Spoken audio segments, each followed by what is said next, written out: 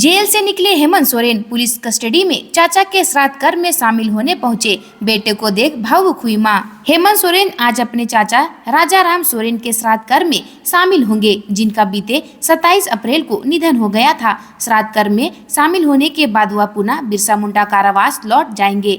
पूर्व सीएम हेमंत सोरेन आज police custody में चाचा के श्राद्ध कर्म में शामिल हो रहे हैं। इस दौरान उन्हें मीडिया से बातचीत करने की भी मनाही है। कोर्ट ने उन्हें पुलिस कस्टडी में शामिल होने की छूट प्रदान की और इस दौरान मीडिया से दूर रहने का निर्देश दिया। बता दें कि रांची के बड़गाई अंचल के 8.86 एकड़ जमीन मामले के आरोपित मुख्यमंत्री हेमंत सोरेन को ईडी ने 31 जनवरी की रात को पूछताछ के बाद गिरफ्तार किया था। मंत्री पीएस के नौकर के घर मिला 25 करोड़ कैश। ईडी ने झारखंड में 9 ठिकानों पर मारा छापा। पीएस के करीबी ठेकेदार के घर भी 3 करोड़ रुपए बरामद। झारखंड की राजधानी रांची में सोमवार को प्रवर्तन निदेशालय की टीमों ने 9 जगह छापा मारा। ईडी को अब तक 28 करोड़ से ज्यादा कैश मिला है। ग्रामीण विकास मंत्री आलमगीर आलम के पर्सनल सेक्रेटरी संजीव लाल के नौकर जहांगीर, पीएस के करीबी ठेकेदार Munna Singh, road construction department के इंजीनियर विकास कुमार और कुलदीप मींज के घर रेड डाली गई। इसके अलावा 3 और ठिकानों पर छापा मारा गया। पीएस संजीव के नौकर जहांगीर के घर 25 करोड़ रुपए और करीबी मुन्ना के यहाँ 3 करोड़ रुपए से ज्यादा कैश मिला है। ईडी की टीम ने नोट गिनने की मशीनें और कैश वैन बुलाई। मंत्री आलमगीर आलम ने कहा कि संजीव लाल एक सरकारी मुलाजिम हैं और पहले भी 2 मंत्रियों के पीएस रह चुके हैं। अनुभव के आधार पर ही उन्हें नियुक्त किया गया था। ईडी अपनी कार्रवाई कर रही है, उसके बाद देखेंगे क्या होता है। बोकारो जिला अंतर्गत गांधीनगर थाना क्षेत्र के खास महल कॉलोनी में सीसीएल कर्मी योगेंद्र सिंह के आवास में ताला तोड़कर लगभग 5 लाख रुपए के जेवरात सहित अन्य संपत्ति की चोरी कर ली गई। चोरी की घटना रविवार की देर रात करीब 1 बजे की बताई जा रही है। चोरों का दल उक्त आवास का ताला तोड़कर आवास में प्रवेश कर गया, जहां अलमारी तोड़कर लगभग 5 लाख रुपए के जेवरात सहित अन्य सामग्री की चोरी की। बताया जाता है कि गृह स्वामी अपने पूरे परिवार के साथ 15 दिन पहले अपने पैतृक घर कसमार प्रखंड के दांतू गया हुआ था।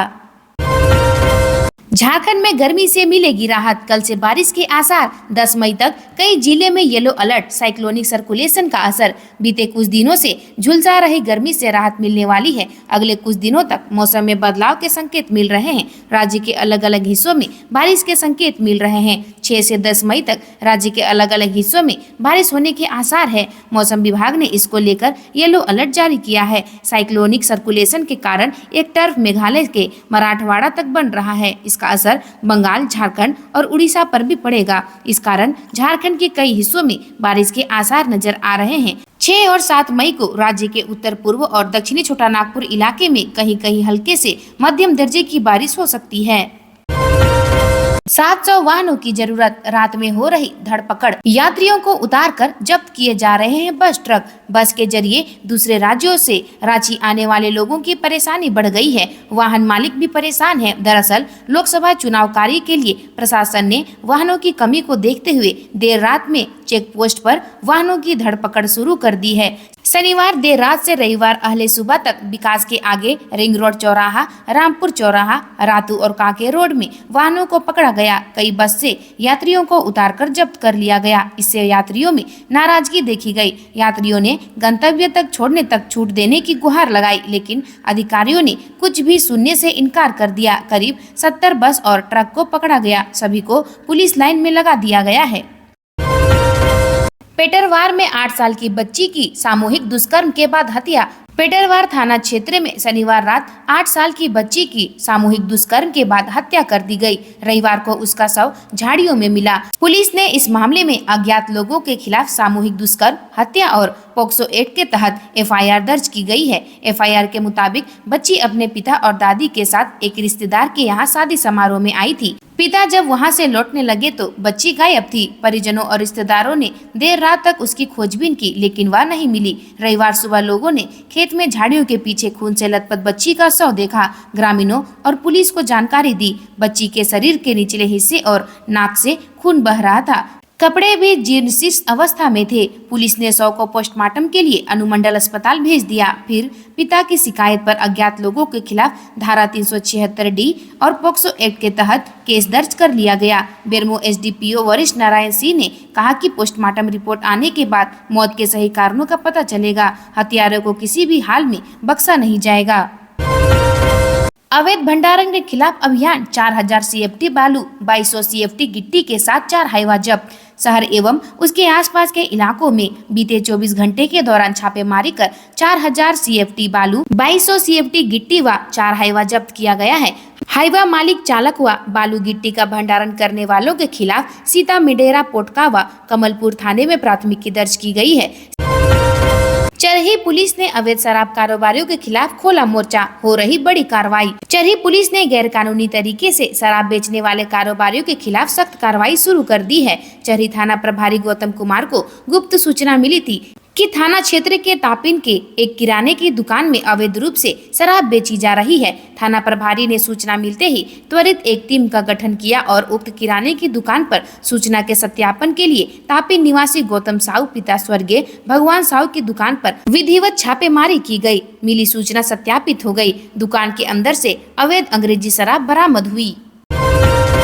धनबाद पहुंचे पप्पू यादव। इंडिया गठबंधन की प्रत्याशी अनुपमा सिंह के पक्ष में किया जनसभा, मतदान की अपील की। धनबाद लोकसभा से कांग्रेस प्रत्याशी अनुपमा सिंह के पक्ष में चुनावी जनसभा को संबोधित करने धनबाद पहुंचे बिहार के पूर्व सांसद पप्पू यादव ने मीडिया से बातचीत की कहा भाजपा का 400 पार का नारा हवा हवाई है। भाजपा इंडिया गठबंधन महज 220 सीटों पर ही सिमट कर रह जाएगी। इस बार देश में राहुल गांधी के नेतृत्व में इंडिया गठबंधन की सरकार बनने जा रही है। यह बातें उन्होंने धनबाद के पॉलिटेक्निक स्थित बारामुंडी इलाके में जनसभा के दौरान कही। पप्पू यादव आज बसेड़िया, कुमार डुबी, बकरीहाट, झरिया आदि जगहों पर चुनावी सभा को संबोधित करेंगे।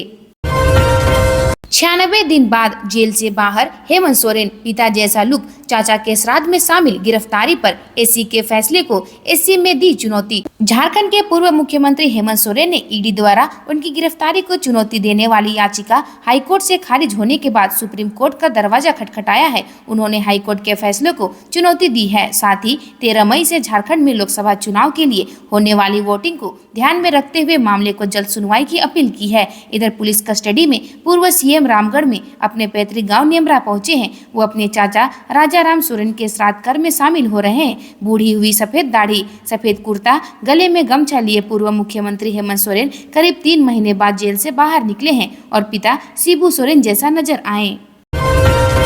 बोकारो में छाए आंशिक बादल, उमस भरी गर्मी ने किया आमजन को परेशान। हल्की बारिश के आसार। सोमवार 6 मई को बोकारो जिला में आंशिक बादल छाया हुआ है। उमस भरी गर्मी है। दिन में कभी भी बूंदाबांदी हो सकती है। न्यूनतम तापमान 25 डिग्री एवं अधिकतम 41 डिग्री रहने की संभावना है। हवा 4 किलोमीटर प्रति घंटे की रफ्तार से बह रही है। बुधवार 8 मई को मौसम विभाग ने येलो अलर्ट जारी किया है। हवा 30 से 40 किलोमीटर प्रति घंटा की रफ्तार से बह सकती है। कहीं कहीं वज्रपात भी होने की संभावना है। हल्की बारिश भी होगी। न्यूनतम तापमान 24 डिग्री एवं अधिकतम 34 डिग्री रहने की संभावना है। वहीं गुरुवार 9 मई को भी यही स्थिति रहेगी। न्यूनतम तापमान 23 डिग्री एवं अधिकतम 34 डिग्री सेल्सियस रहने की संभावना है। 10 मई शुक्रवार एवं 11 मई शनिवार को भी बादल एवं हल्की बारिश की संभावना मौसम विभाग के द्वारा बताई गई है। मतांतरित मां ने बेटे की चर्च में कराई शादी, रिश्तेदारों ने किया बवाल, दूल्हे ने खुलकर बताई असली बात। झारखंड के गुमला में लोगों ने एक घटना को लेकर जमकर बवाल किया। मतांतरित मां ने बेटे की चर्च में शादी कराई, रिश्तेदारों ने जमकर इसका विरोध किया। इसके बाद नाराज होकर वह अपने घर वापस लौट गए। जब इसकी जानकारी अहिर सेना को हुई तो समाज के प्रतिनिधि मंडल और अन्य सदस्य उनके घर पहुंचे। भीड़ देखकर अनीता देवी घर से भाग गई। यह मामला तब प्रकाश में आया जब अनीता देवी ने अपने पुत्र विशाल गोप की शादी के लिए अपने रिश्तेदारों को निमंत्रण दिया और घर पर हिंदू रीति रिवाज से शादी नहीं कराकर चर्च में विवाह कराकर अपने पुत्र और बहू को घर ले आई। इसका सभी रिश्तेदारों ने इसका विरोध किया और सभी उसके घर से वापस लौट गए।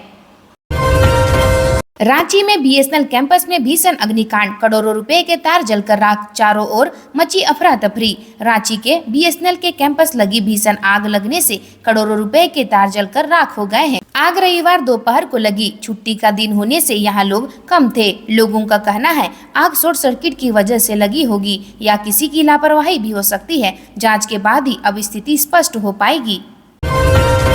सरकार बनते ही कांग्रेस पार्टी का मैनिफेस्टो देश में लागू होगा। खरगे पश्चिम बंगाल के दक्षिणी मालदा जाने के दौरान कांग्रेस के राष्ट्रीय अध्यक्ष मल्लिकार्जुन खरगे रविवार को विशेष विमान से देवघर एयरपोर्ट पहुंचे। यहां से वे हेलीकॉप्टर से दक्षिणी मालदा के हकमारी मत सुजापुर में चुनावी जनसभा संबोधित करने देवघर एयरपोर्ट में उन्होंने कहा कि इस बार पूरे देश में इंडिया महागठबंधन के पक्ष में लोग हैं। मोदी की गारंटी और जुमला को लोग अच्छी तरह जान चुके हैं। अब यहाँ की जनता उनके झांसे में आने वाली नहीं है। यह चुनाव परिवर्तन के साथ संविधान और लोकतंत्र की रक्षा करने का चुनाव है। कांग्रेस का मैनिफेस्टो जनहित और देश हित में है। सरकार बनते ही प्राथमिकता से लागू कर दिया जाएगा। शाम में देवघर एयरपोर्ट पहुंचे और गुलबर्गा के लिए रवाना हो गए। बोकारो की दुग्धा रेलवे साइडिंग से हो रहा करोड़ों के मिलावटी कोयले का कारोबार। बोकारो जिले की दुग्धा रेलवे साइडिंग से करोड़ों के मिलावटी कोयले का अवैध कारोबार हुआ है। पुलिस मुख्यालय की ओर से यहां छापेमारी के लिए भेजी गई टीम की जांच में इसका खुलासा हुआ। दरअसल कोयले में छाई चारकोल और पत्थर कोयला मिलाकर मिलावटी कोयला तैयार किया जाता है। फिर इस कोयले को अच्छी क्वालिटी बताकर बाहर भेजा जाता है। यह करोड़ों रुपए का कारोबार है। पुलिस की टीम को बीकेबी लॉजिस्टिक और आर्का लॉजिस्टिक की साइडिंग से करीब 72,000 टन कोयला मिला था। प्रति टन 8600 रुपए के हिसाब से आकलन किया जाए तो दोनों साइडिंग से मिले कोयले की कीमत करीब 61.92 करोड़ रुपए होगी। छापेमारी के बाद की गई कार्रवाई को लेकर पुलिस टीम ने एक रिपोर्ट भी तैयार की है। इसके आधार पर दोनों ट्रांसपोर्ट कंपनियों के मालिक प्रमोद अग्रवाल, विनीत अग्रवाल, मनोज अग्रवाल उर्फ मीनू अग्रवाल, नारायण अग्रवाल, धर्मेंद्र सिंह उर्फ भोला सिंह सहित अन्य अज्ञात ट्रक मालिकों और चालकों पर दुग्धा थाना में केस दर्ज किया गया है। आज के लिए बस इतना ही। मिलते हैं अन्य नई खबरों के साथ में। धन्यवाद।